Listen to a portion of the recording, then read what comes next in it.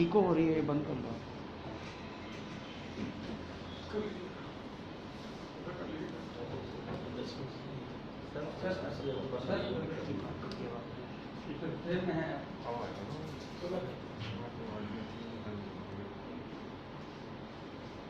भारत माता की जय। भारत माता की जय। आज हरियाणा जन संवाद के इस अवसर पर हम सबके मध्य उपस्थित हरियाणा राज्य के यशस्वी और लोकप्रिय मुख्यमंत्री माननीय श्री मनोहर लाल खट्टर जी, भारतीय जनता पार्टी के राष्ट्रीय महामंत्री, राज्यसभा के सांसद और हमारे हरियाणा राज्य के प्रभारी माननीय श्री अनिल जैन साहब, भारतीय जनता पार्टी के प्रदेश के अध्यक्ष माननीय श्री सुभाष बराला साहब, हमारे केंद्रीय मंत्री पार्टी के वरिष्ठ नेता माननीय श्री रतनलाल कटारिया जी और भारतीय जनता पार्टी की राज्य इकाई के महामंत्री ठीक है ना, आदरणीय वेदपाल जी, आदरणीय संदीप जोशी जी और इस वर्चुअल रैली में जुड़े भारतीय जनता पार्टी के लाखों लाख कार्यकर्ता, बहनें, भाई, बुजुर्ग और नौजवान और हमारे पत्रकार मित्रों, मैं इस अवसर पर आप सबको प्रणाम करता हूं। हरियाणा राज्य जवानों का और किसानों का राज्य है और जब देश की अवस्था को हम देखते हैं तो जवान की भी भूमिका महत्वपूर्ण है और किसान की भूमिका भी महत्वपूर्ण है और इसलिए हरियाणा में जवानों को भी प्रणाम और किसानों को भी प्रणाम। भारतीय जनता पार्टी की इस प्रकार की वर्चुअल रैलियां देश भर में आयोजित की जा रही है। उसी योजना के अंतर्गत आज हरियाणा राज्य में यह जन संवाद का कार्यक्रम है और इस कार्यक्रम से लाखों लोग जुड़े हैं। मैं आप सबका हृदय से बहुत बहुत स्वागत करता हूं, बहुत बहुत अभिनंदन करता हूं।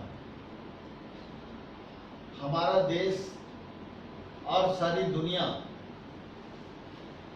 कोविड-19 के संकट के दौर से गुजर रही है। ऐसी परिस्थितियों में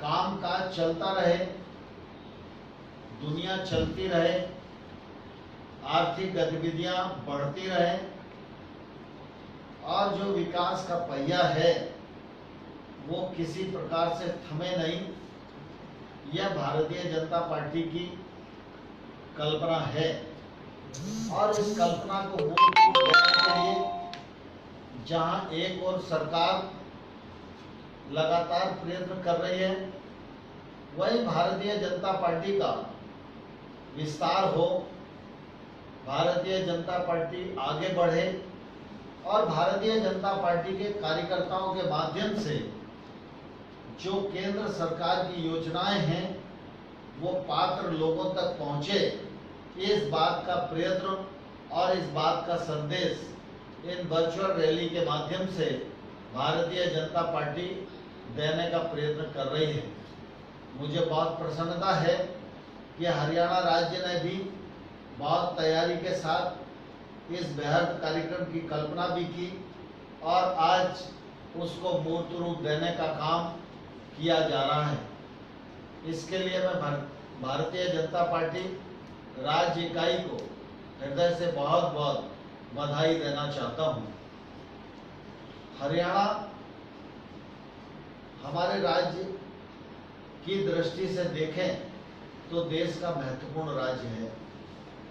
खेती किसानी की दृष्टि से इस राज्य का पूरे देश में बड़ा महत्व है। लेकिन मुझे ये कहते हुए प्रसन्नता है कि चाहे कोविड-19 के संकट का काल हो और चाहे हरियाणा राज्य के विकास का मामला हो, हर सवाल को समाधान देने का जो प्रयत्न भारतीय जनता पार्टी की सरकार का रहा है, हमारे मुख्यमंत्री मनोहर लाल खट्टर जी का रहा है, उसके लिए जितना साधुवाद और धन्यवाद खट्टर जी को दिया जाए उतना ही कम है। मुझे ध्यान है पिछले बार विधानसभा का चुनाव हो रहा था, मुझे आप सबके साथ काम करने का अवसर मिला था। सभी कार्यकर्ताओं का बहुत सहयोग रहा, लेकिन शपथ ग्रहण के बाद फिर मेरा हरियाणा जाना नहीं हो पाया। लेकिन आज जब मैं आप सबसे रूबरू हूँ तो निश्चित रूप से बहुत ही आनंद का अनुभव कर रहा हूँ। उस समय भी मैंने अनुभव किया था और आज भी मैं अनुभव कर रहा हूँ कि कोविड-19 के संकट के दौर में जिस प्रकार से हरियाणा राज्य में कोरोना वायरस के सामुदायिक विस्तार को नियंत्रित करने में मनोहर लाल जी की सरकार ने, उनकी रणनीति में, उनकी योजना ने और हरियाणा राज्य के कर्मचारियों ने, अधिकारियों ने, हेल्थ वर्कर्स ने, सफाई वर्कर्स ने जिस प्रकार से काम किया है, उसके लिए मैं इस अवसर पर सरकार की हृदय से बहुत भूरी प्रशंसा करना चाहता हूँ। हरियाणा राज्य किसानी वाला क्षेत्र है। किसानी के क्षेत्र में भी गत 5 वर्षों में और उसके बाद मनोहर जी का जो दूसरा कार्यकाल प्रारंभ हुआ, दोनों कार्यकालों में किसान को ठीक प्रकार से मुनाफा मिले इस बात की चिंता की। लेकिन साथ ही साथ किसानी के क्षेत्र में सूक्ष्म सिंचाई बढ़े, केमिकल फर्टिलाइजर का उपयोग कम हो और खेत में उत्पादन बढ़े, खेत की उत्पादकता बढ़े, समर्थन मूल्य पर जिंसों को खरीदा जाए, यह सदप्रयत्न मनोहर लाल जी की सरकार का हमेशा से रहा है। और मुझे कहते हुए प्रसन्नता है कि इस बार भी फसल कटाई का काम पूरा हुआ और उपार्जन का काम पूरा हुआ। सरसों जैसी जिन्स को देखें तो 8 लाख मीट्रिक टन से अधिक सरसों खरीदकर एक रिकॉर्ड स्थापित मनोहर लाल जी की सरकार ने, भारतीय जनता पार्टी की सरकार ने किया है। इसके लिए मैं पूरी सरकार का निश्चित रूप से अभिनंदन करना चाहता हूँ। आज हम सब लोग इस सभा में विगत 1 वर्ष में मोदी जी के नेतृत्व में जो उपलब्धियां हासिल हुई हैं उन पर चर्चा करने के लिए इकट्ठा हुए हैं। लेकिन मैं आप सबको ये बताना चाहता हूँ कि कुल मिला के मोदी जी के व्यक्तित्व को और कृतित्व को 1 साल की उपलब्धियों में बांधा नहीं जा सकता, क्योंकि मोदी जी जब राज्य में मुख्यमंत्री के रूप में काम कर रहे थे उस समय भी उनकी जो दूरदृष्टि थी वह दूरदृष्टि आज पूरे देश के काम आ रही है। और मोदी जी उस समय भी लगातार इस बात के लिए चिंतित रहते थे कि गुजरात आगे बढ़े, गुजरात समर्थ हो, गुजरात समृद्ध हो और गुजरात यशस्वी हो। और इसके लिए उनके नेतृत्व में गुजरात में बहुत काम हुआ और गुजरात विकास की दृष्टि से एक मॉडल के रूप में हिंदुस्तान में तो रहा ही, लेकिन दुनिया के देश भी जब किसी राज्य इकाई के बारे में विचार करते थे तो गुजरात मॉडल के बारे में विचार करना प्रासंगिक समझते थे। ऐसी स्थिति मोदी जी के नेतृत्व के कारण गुजरात की बनी थी। देशवासियों के आशीर्वाद से, भारतीय जनता पार्टी के कार्यकर्ताओं के परिश्रम से और हमारे लाखों लाख पूर्वज जिन्होंने भारतीय जनता पार्टी की इस यात्रा को 51 से लेकर 2014 तक आगे बढ़ाने में अपना योगदान दिया, उन सबके आशीर्वाद से 2014 में प्रधानमंत्री नरेंद्र मोदी जी को प्रधानमंत्री के रूप में काम करने का अवसर प्राप्त हुआ। गत 5 वर्षों में मोदी जी ने कठोर निर्णय लिए, दूरगामी निर्णय लिए देश को आगे बढ़ाने वाले निर्णय लिए और देश के गरीब आदमी के जीवन स्तर में बदलाव आए और देश में गैर बराबरी समाप्त हो, इस बात का जो सद प्रयत्न मोदी जी ने लगातार 5 वर्षों तक किया, उसी का परिणाम था कि 2019 के चुनाव में नरेंद्र मोदी जी को अधिक बहुमत देकर देश की जनता ने निर्वाचित किया। मोदी जी का नेतृत्व गत 5 वर्षों में जिस प्रकार से बहुआयामी रहा है, कठोर फैसले लेने वाला रहा है, उस नेतृत्व ने और उनके व्यक्तित्व ने यह निश्चित कर दिया है कि इस देश की जनता इस देश में सशक्त नेता को पसंद करती है। इस देश की जनता इस देश में ईमानदार नेता को पसंद करती है। इस देश की जनता इस देश में कठोर फैसले लेने वालों को पसंद करती है और इस देश की जनता अपने बारे में विचार करने वाले को नहीं, देश की जनता के बारे में जो विचार करता है उसी को नेता के रूप में पसंद करती है। और इसी का परिणाम है मोदी जी को अधिक बहुमत प्राप्त हुआ और मोदी जी की दूसरी पारी प्रारंभ हुई। हम सब इस बात को भलीभांति जानते हैं, जब मोदी जी प्रधानमंत्री नहीं थे तो हमारे देश की दुनिया के राजनीतिक मंच पर क्या स्थिति होती थी। लेकिन आज मैं ही नहीं, प्रत्येक भारतवासी इस बात को गर्व के साथ कह सकता है कि हम प्रतिस्पर्धा की दौड़ में कहां खड़े, सवाल इस बात का नहीं है। लेकिन आज दुनिया के जितने राजनीतिक मंच हैं, उन सारे राजनीतिक मंचों पर चर्चा जब होती है तो उसका एजेंडा भारत की सहमति के बिना तय नहीं होता।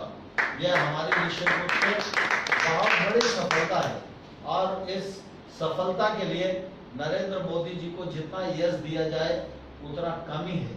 और लगातार मोदी जी दूसरे कार्यकाल में जब काम शुरू किए तो आप सबके ध्यान में होगा, मोदी जी ने 2014 में कहा था मेरी सरकार गांव, गरीब और किसानों के लिए समर्पित रहेगी। और जब 2019 में दूसरी पारी प्रारंभ हुई और जब पहली मंत्रिपरिषद की बैठक हुई तो सामान्य तौर पर जब कोई व्यक्ति दोबारा जीत जाता है तो उस व्यक्ति को लगता है कि अब थोड़ा साल भर तो आराम करना चाहिए, सोच विचार करके योजनाएं तय करेंगे। लेकिन मोदी जी कभी रुकते नहीं, कभी थमते नहीं और कभी झुकते भी नहीं। लेकिन जब पहली मंत्रिपरिषद की बैठक थी तो लोगों को लगता था कि आज एजेंडा क्या होगा, अभी तो 8 दिन सरकार बने नहीं हुए। लेकिन उस दिन भी जो फैसले थे उनमें 2 फैसले प्रमुख रूप से थे। एक फैसला था पीएम किसान योजना के अंतर्गत सभी किसानों को कवर करना और दूसरा फैसला था प्रधानमंत्री ग्रामीण सड़क योजना का तीसरा फेज, जिसके माध्यम से देश में 1,25,000 किलोमीटर सड़क बनेगी और 80,250 करोड़ रुपया उस पर व्यय आएगा।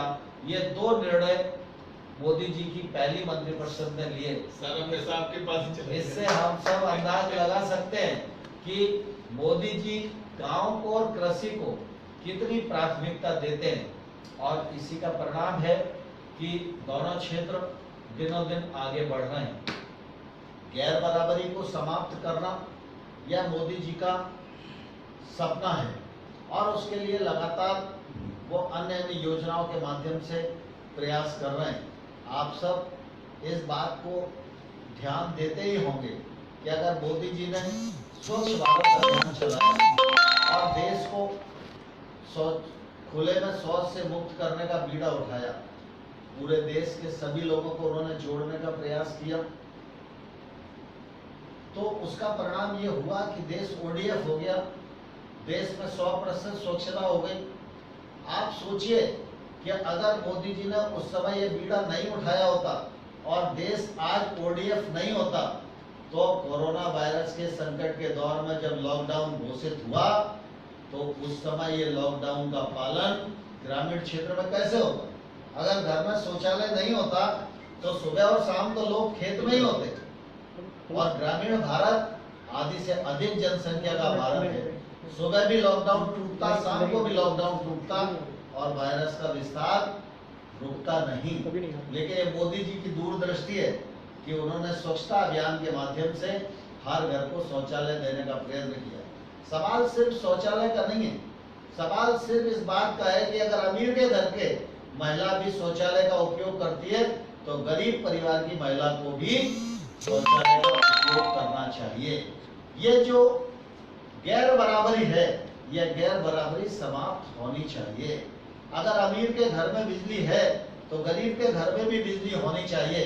अगर अमीर के घर में रसोई गैस का सिलेंडर है तो गरीब के घर में भी होनी चाहिए। अगर अमीर के घर में जाने के लिए सड़क है तो गांव में भी प्रधानमंत्री ग्रामीण सड़क होनी चाहिए। इस गैर बराबरी को दूर करने के लिए मोदी जी ने जो सद प्रयत्न किया उसका आज निश्चित रूप से असर पूरे भारतवर्ष में हम सब लोगों को दिखाई दे रहा है। खेती का क्षेत्र देश का महत्वपूर्ण क्षेत्र है। हम सब खेती के क्षेत्र के महत्व को भली प्रकार से जानते हैं। पीएम किसान योजना के माध्यम से प्रधानमंत्री जी ने एक अभिनव योगदान खेती के क्षेत्र में किया है। लोग खेती का ऋण माफ करने की बात करते हैं। मैं उन लोगों से पूछना चाहता हूँ, कांग्रेस के मित्रों से भी पूछना चाहता हूँ कि आज तक किसी भी सरकार ने, चाहे वो केंद्र की हो चाहे वो राज्य की सरकार हो, इन सरकारों ने अगर कभी ऋण माफ किया है तो वो अधिकतम ऋण कितना होगा? छोटे मोटे ऋण होंगे, 10,000 करोड़ का होगा, 20,000 करोड़ का होगा, 21,000 करोड़ का होगा, 31,000 करोड़ रुपए का होगा।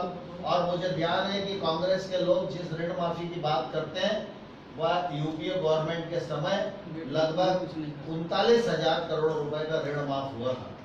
लेकिन प्रधानमंत्री नरेंद्र मोदी जी ने पीएम किसान योजना के माध्यम से ही 75,000 करोड़ रुपए का प्रावधान किया और इन 75,000 करोड़ रुपए में से 72,000 करोड़ रुपया एक वर्ष में किसान के खाते में पहुंचाने का काम प्रधानमंत्री नरेंद्र मोदी जी के नेतृत्व में हो चुका है। ऋण माफी तो एक ही साल की होती है और ऋण माफी अल्प होती है, लेकिन ये 75,000 करोड़ रुपया पीएम किसान योजना के माध्यम से हर साल किसान की जेब में पहुंचे, यह सुनिश्चित करने का काम प्रधानमंत्री नरेंद्र मोदी जी ने किया है। किसान की आमदनी दोगुनी हो, इसके लिए कृषि विभाग की योजनाएं, उनके लिए फंडिंग। आप सब लोगों को ध्यान में होगा कि 14-15 में जब हम आए थे उस जमाने में 41,000 करोड़ रुपए का कृषि विभाग का बजट हुआ करता था और आज कृषि विभाग की एक ही योजना पीएम किसान है जिसका 75,000 करोड़ रुपए का अकेले का बजट है। तो नरेंद्र मोदी जी की जो दृष्टि है खेती के बारे में भी वो कितनी व्यापक है और खेती के क्षेत्र को वो कितना महत्व देते हैं, इस बात को हम भली भांति जानते हैं। और इस प्रकार की डिलीवरी में सारा डीबीटी के माध्यम से पेमेंट होता है, कोई दलाल नहीं, कोई बिचौलिया नहीं।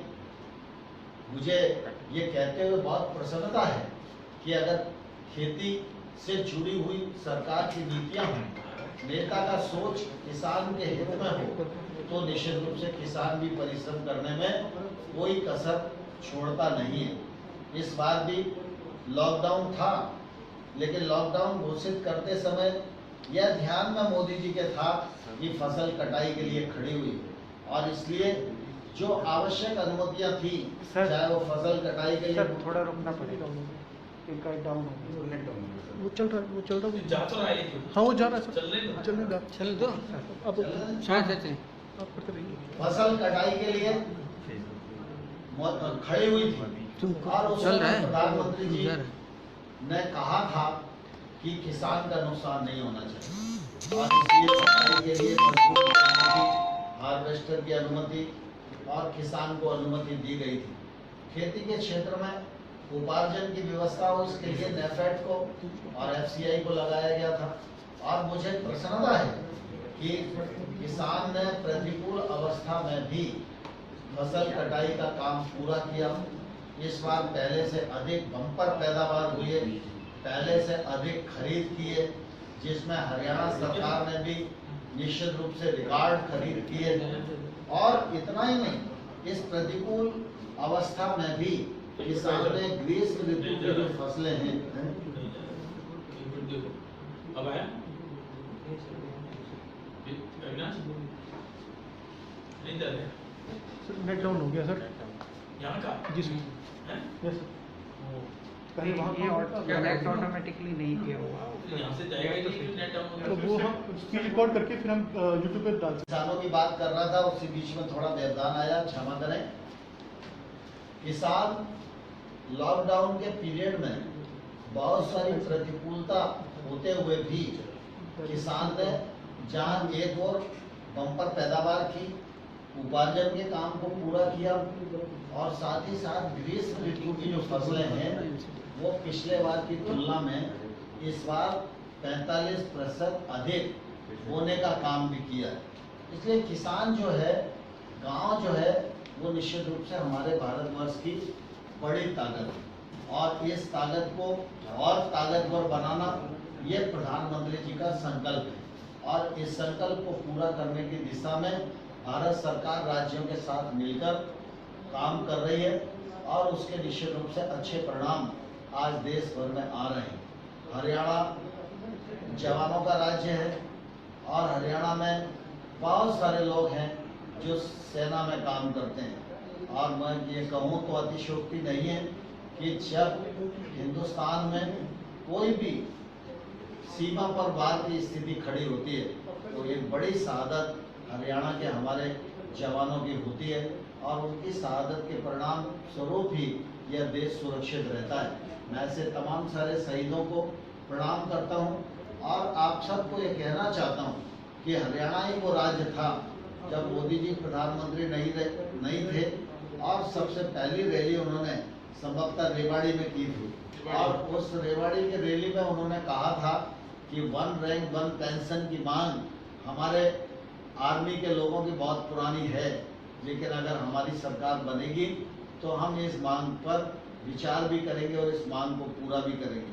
मुझे कहते हुए बहुत गर्व है और आज पूरे देश में तमाम सारे सेवानिवृत्त सेना में काम करने वाले हमारे परिवार के लोग इस बात को भली भांति जानते हैं कि मोदी जी ने जो कहा था उस वायदे को पूरा किया और साथ ही साथ मिलिट्री के क्षेत्र में एक मांग और उभरती थी, तीनों सेनाओं में अच्छा समन्वय हो, इसलिए चीफ ऑफ डिफेंस की नियुक्ति होनी चाहिए। पहले वर्ष में, पहले कार्यकाल में 1 रैंक 1 पेंशन को पूरा किया और जब दूसरा कार्यकाल आया तो दूसरे कार्यकाल में चीफ ऑफ डिफेंस के पद का निर्माण किया और उस पर नियुक्ति की। अब सेना में समन्वय का काम बेहतर तरीके से हो रहा है और सेना को जितना भी मजबूत बनाने की आवश्यकता है, हमारे प्रधानमंत्री जी लगातार इस दिशा में काम कर रहे हैं और इसके कारण दुनिया के तमाम सारे देशों को निश्चित रूप से परेशानी का सामना भी करना पड़ रहा है। अभी हमारे आदरणीय अनिल जैन जी धारा 370 का जिक्र कर रहे थे। हम सब इस बात को भली भांति जानते हैं और विशेष रूप से जो लोग भारतीय जनसंघ के दौर से काम कर रहे हैं वो तो उनके रग रग में धारा 370 और कश्मीर बसा हुआ था।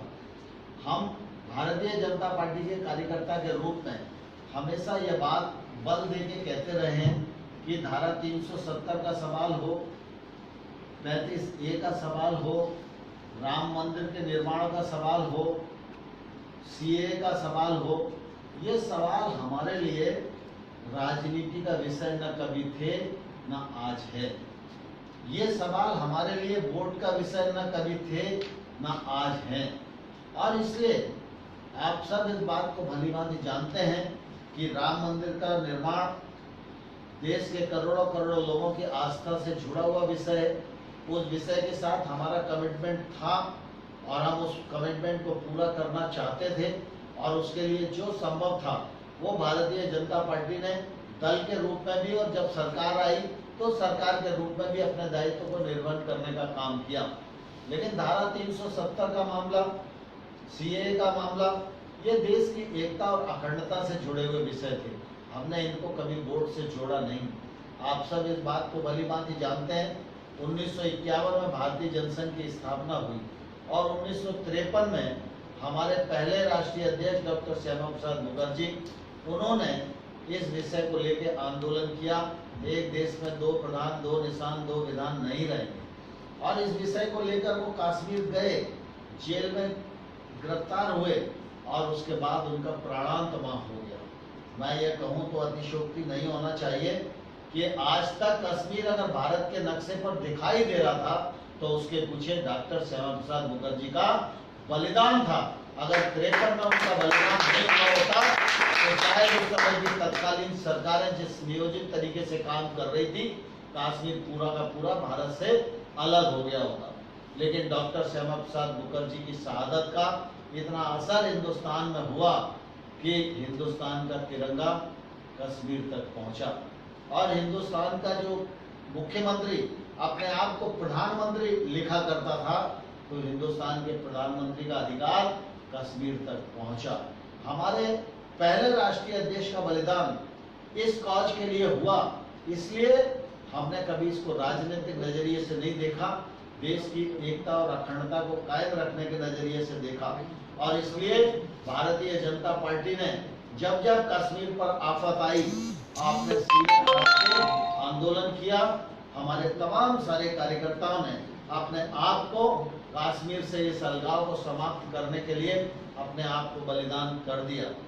अटल बिहारी वाजपेयी जी जब प्रधानमंत्री बने थे तो उस समय लोगों को लगता था वाजपेयी जी प्रधानमंत्री बन गए और अब तो धारा 370 समाप्त होना चाहिए, लेकिन भारतीय जनता पार्टी की कथनी और करनी में कभी अंतर नहीं होता। इसलिए अटल बिहारी वाजपेयी जी ने प्रधानमंत्री बनते समय ये कहा था कि हम बहुत दलों के साथ मिलकर सरकार बना रहे हैं। देश की जनता ने जो मैंडेट दिया है वो फ्रैक्चर्ड है, भारतीय जनता पार्टी को अकेले का मैंडेट नहीं है और इसलिए सब लोग धारा 370 पर सहमत नहीं है। इस मुद्दे को हम अलग रखकर कॉमन मिनिमम प्रोग्राम पर काम करेंगे। हमने जनता को गुमराह करने की कोशिश नहीं की। जब मोदी जी इस देश के प्रधानमंत्री बने तो हम जानते हैं कि लोकसभा में देश की जनता ने हमको बहुमत दिया था, लेकिन राज्यसभा में हमारे पास बहुमत नहीं था। इसलिए हम 370 समाप्त करेंगे, यह जज्बा और ये दिया जलाकर सीने में भारतीय जनता पार्टी के कार्यकर्ताओं ने, नेताओं ने रखा। और जब दूसरी बार सरकार बनी तो चुनाव 5 साल दूर था, लेकिन पहले 3 महीनों में बिल लाकर नरेंद्र मोदी जी के नेतृत्व में हमारे गृह मंत्री अमित शाह जी ने धारा 370 को भी समाप्त किया और 35A को भी समाप्त किया और जो कश्मीर और भारत के बीच में अलगाव था, उस अलगाव को दूर करने का काम भारतीय जनता पार्टी की सरकार ने किया। हम सब इस बात को जानते हैं, 3 तलाक का विषय ऑर्डिनेंस के रूप में हम 3 बार लेकर आए और लोग कहते थे यह इनके लिए वोट का विषय है। 3 बार लाए, तीनों बार राज्यसभा में वो पारित नहीं हुआ, चुनाव हो गए थे। अगर वो वोट का विषय होता तो दूसरे कार्यकाल में हम 3 तलाक के लिए ऑर्डिनेंस क्यों लाते। हम ऑर्डिनेंस भी लाए और 3 तलाक को पास भी कराया। यह निश्चित रूप से बिल हमारे लिए राजनीति का विषय नहीं था, वोट का विषय नहीं था। वर्षों से 3 तलाक के विषय को लेकर हमारी लाखों लाख मुस्लिम बहनों के साथ जो अन्याय और अत्याचार हो रहा था, नरेंद्र मोदी जी का स्वप्न था कि अगर भाजपा की सरकार है तो महिला के साथ अन्याय नहीं होना चाहिए, अगर कानून बनाकर भी हमें न्याय देना पड़ेगा तो हम देंगे। और इसलिए 3 तलाक पर कानून बनाकर मुस्लिम महिलाओं को न्याय दिलाने का काम भारतीय जनता पार्टी की सरकार ने किया। नागरिकता संशोधन विधेयक लेकर आए, उससे तमाम सारे हमारे हिंदू, वो सिख, जैन, बौद्ध, पारसी भाई बहनों को नागरिकता प्राप्त हुई और निश्चित रूप से उनको एक अच्छा जीवन प्राप्त करने का अधिकार इस कानून के माध्यम से प्राप्त हुआ है। नरेंद्र मोदी जी ने कोविड संकट के दौरान प्रमुख रूप से 2 मंत्र इस देश को दिए। एक तो प्रधानमंत्री जी ने कहा है कि लोकल के लिए वोकल हुई और दूसरा प्रधानमंत्री जी ने कहा है आत्मनिर्भर भारत का निर्माण। और इसलिए मैं आप सब मित्रों को ये आग्रह करना चाहता हूँ कि हमारा देश गांव का देश है, हमारा देश कृषि प्रधान देश है और इस देश में अगर हमको मजबूती प्राप्त करनी है तो सबसे पहले हमारी नज़र नरेंद्र मोदी जी की तरह गांव और खेती पर होना चाहिए। इसलिए गांव के विकास हो, गांव में अधोसंरचना विकसित हो, गांव में रोजगार के साधन उपलब्ध हो, गांव में कृषि समृद्ध हो और कृषि को आगे बढ़ाने के लिए जिन रिफॉर्म की आवश्यकता है वो रिफॉर्म भी प्रधानमंत्री नरेंद्र मोदी जी ने किए हैं। हम सब इस बात को जानते हैं कि देश का कोई भी ऐसा व्यक्ति जो किसी चीज का उत्पादन करता है वह अपने उत्पादन का मूल्य तय करने के लिए स्वतंत्र है, वह कहाँ बेचेगा इसके लिए स्वतंत्र था। लेकिन किसान देश का सबसे बड़ा उत्पादन करता होते हुए भी किसान को यह स्वतंत्रता नहीं थी कि वो अपना उत्पादन कितने मूल्य पर बेचेगा और किस स्थान पर बेचेगा। प्रधानमंत्री नरेंद्र मोदी जी ने किसान को आजाद करने का काम नया ऑर्डिनेंस बनाकर किया है। मैं आप सब लोगों को इस अवसर पर आश्वस्त करना चाहता हूं, जो हमारी स्थानीय मंडी है उस मंडी पर कोई फर्क नहीं पड़ेगा। हमने सिर्फ इतना परिवर्तन किया है कि किसान को अगर मंडी के अंदर जाकर उत्पादन बेचना है तो मंडी के अंदर जाकर उत्पादन बेचे, मंडी के बाहर जाकर उत्पादन बेचना है तो मंडी के बाहर जाकर बेचे। लेकिन मंडी के बाहर जो ट्रेड होगा उस पर किसी प्रकार का कोई टैक्स नहीं लगेगा। ये स्वतंत्रता हमने किसान को दी है। एमएसपी पर खरीद होने का जो मामला है, आप सबको मालूम है, रबी की खरीद आप सब अभी करके पूरा करके उठे हैं और खरीफ का जो है एमएसपी हम लोगों ने घोषित कर दिया है। ये एमएसपी पर खरीद निश्चित रूप से जारी रहेगी। लेकिन किसान समृद्ध हो उसके लिए जो जो उपाय करना है, जिस प्रकार से फसलों का डाइवर्सिफिकेशन के लिए हमारे मनोहर लाल खट्टर जी चिंतित रहते हैं। पिछले बार भी वो किसानों को मक्का पर लाने का प्रयत्न किए थे और इस बार भी उन्होंने योजना बनाई है और उस योजना के माध्यम से निश्चित रूप से काफी लोगों ने उनको आश्वस्त भी किया है। तो इसलिए खेती का क्षेत्र या मुनाफे का क्षेत्र बने, खेती का क्षेत्र विविधीकरण का क्षेत्र बने, खेती के क्षेत्र में फूड प्रोसेसिंग इंडस्ट्री खड़ी हो।